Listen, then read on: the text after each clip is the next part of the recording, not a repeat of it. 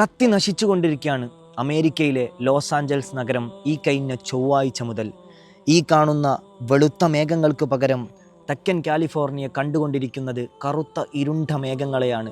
35,000 acre ഭൂമി ഇതോടെ കത്തി നശിച്ച് ചാമ്പലായി. 10,000-കണക്കിന് കെട്ടിടങ്ങളാണ് കത്തി നശിച്ച് ചാമ്പലായിട്ടുള്ളത്. ബോളിവുഡ് താരങ്ങളുടെ ബില്യൺ കണക്കിന് വരുന്ന കെട്ടിടങ്ങൾ ഇതിൽ ഉൾപ്പെടുന്നു. ഇതോടെ 11 മരണമാണ് റിപ്പോർട്ട് ചെയ്തിട്ടുള്ളത്. ഇരിക്കട്ടെ, അമേരിക്കൻ പ്രസിഡന്റ് ഡൊണാൾഡ് ട്രംപ് അധികാരത്തിലേറും മുൻപ് ഒരു പ്രസ്താവന ഇറക്കിയിരുന്നു, മിഡിൽ ഈസ്റ്റ് ഒന്നാകെ ഞാൻ കത്തിച്ച് നശിപ്പിക്കുമെന്ന്.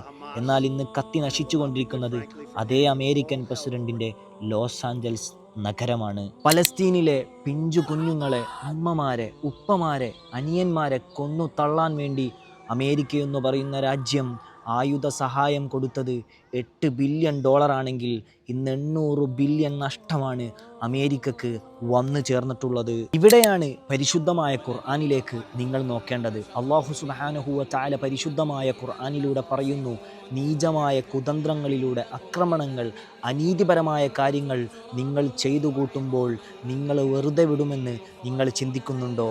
ഇത്തരത്തിൽ അനീതി ചെയ്യുന്നവർക്കെതിരെ അല്ലാഹു സുബ്ഹാനഹു വ തആല തക്കതായ ശിക്ഷ നൽകുക തന്നെ ചെയ്യും.